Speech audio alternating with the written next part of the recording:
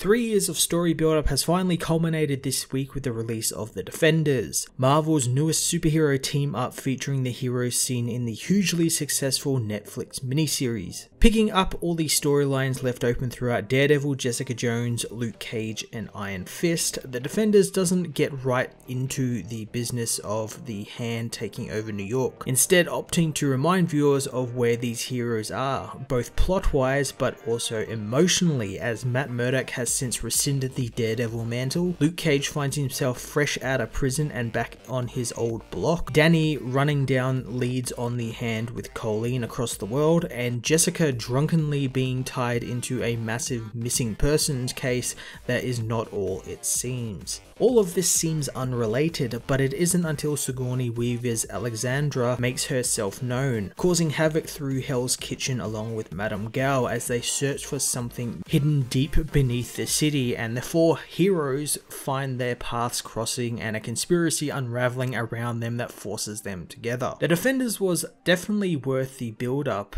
that Marvel Netflix have been doing over the past 3 years, and after some brief reintroductions to these characters, we get right into the plot and the Hand's plan for New York. Alexandra is quite a sympathetic villain as well, which I found very interesting, as she isn't shown as someone who is working from the shadows and, you know, commands them all in secret and everything. She's actually actively out there and engaging with these characters, especially in early episodes, which I found very, very surprising, considering we've had stuff like in Daredevil where Wilson Fisk was kind of like in the shadows type of guy and had all these people running around for him, and same with, you know, the Meachums and stuff like that. And it was really interesting to have this character who, I think it was like in episode 3, just kind of came out and met every one of them. Alexandra is similar to the DC Comics character Ra's al Ghul in more ways than one, and Sigourney Weaver delivers a fantastic performance and does a fantastic job playing a world-weary but relatable character. Without getting too in detail about the story, it does center a lot around Danny Rand, the immortal Iron Fist, and his role in the war between the Hand and the Chart.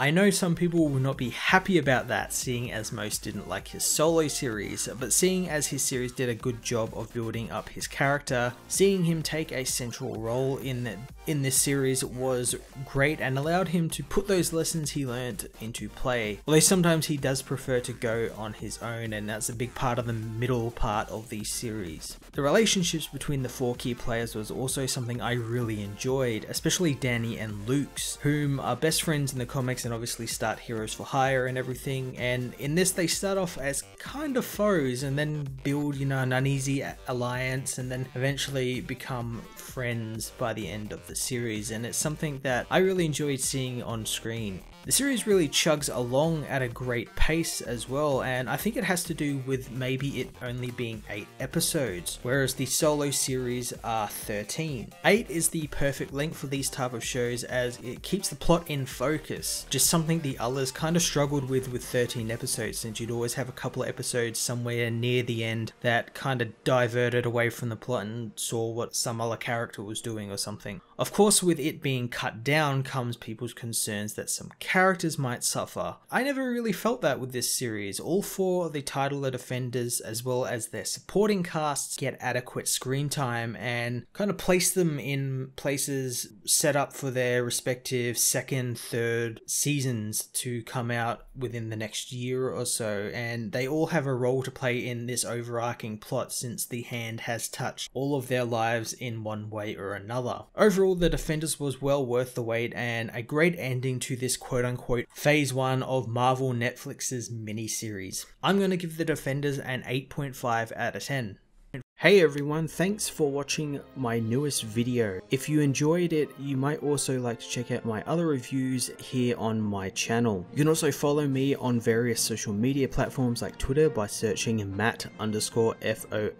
or even join the Comic Multiverse Discord server and chat with other comic book fans, including myself and Joel from Cape Joel. Want cheap comics and trades? Head over to the Book Depository with the link in the description to get the cheapest trades and comics around, along with free shipping anywhere in the world. Until next time, this has been Matt of the Fortress of Solitude. Thank you so much for watching.